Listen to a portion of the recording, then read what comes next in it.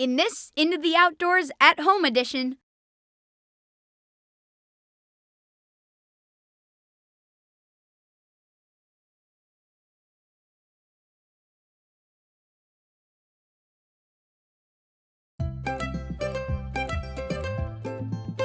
When we first took our bird to the hospital, we got an admit record that told us how to follow up and see what has happened with our bird.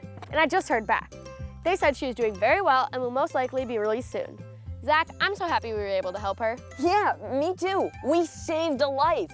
That's so cool. I feel really good about that. You should. I mean, we all share this home, the Earth. And sometimes we have to help our fellow mortals. Here's what you can do now to help wildlife. Perhaps one of the most important things we can do as humans to care for wildlife is to pay attention. They say you should stop and smell the roses, but you should also pause to watch the birds in your backyard or the squirrels hopping on the branches.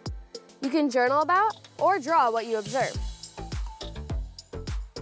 When you spend time observing nature, plants, and animals, you not only recognize how cool it is, but also how we are interconnected. Our actions affect their world. As cities grow and wild spaces shrink, animals are losing their natural habitat. They need a place to live too.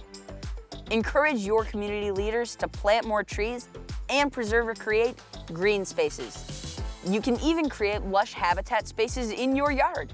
If you have a lot of land, you don't have to mow it all. Leave some prairie and hedges for the birds. You can also take measures to prevent injuries to wildlife. If you have large windows in your home or school, put decals on the outside of the windows so the birds recognize that they can't fly through them.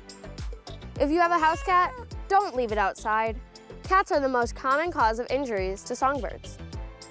Don't litter. Small containers, colorful pieces of plastic, and six-pack binders can be deadly for animals. Remember, food attracts animals, so if you toss your hamburger or even an apple core out the car window, it may attract animals to the side of the road where they could get hit by a car. And always dispose of fishing line properly. Using poison in traps is never a good idea, even live traps. They do not discriminate. They often leave the animal injured or cause a nest of babies to be orphaned. Plus, more often than not, the animal or another will return. You need to consider what is attracting the animal in the first place. Or can you coexist? If you do see an injured wild animal, remember the best thing you can do is call your local wildlife rehabilitator. Not all animals need treatment, but they might need protection. A wildlife rehabilitator can help you assess the situation and guide you so that you can protect the animal and yourself. And share your knowledge. Research with your friends and family about local wildlife hospitals in your area. You may even want to do a fundraiser or make a donation. The facilities, medical equipment, and food all cost money.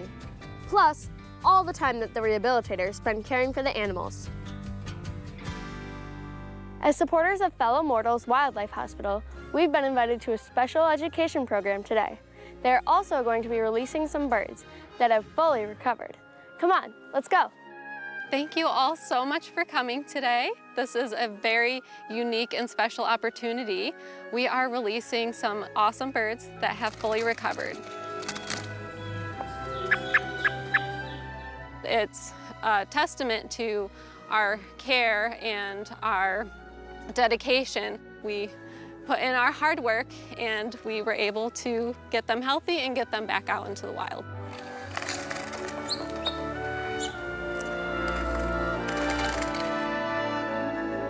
Yeah! Whoa! Awesome! This is the ultimate goal of wildlife rehabilitation, to get the animals back into the outdoors.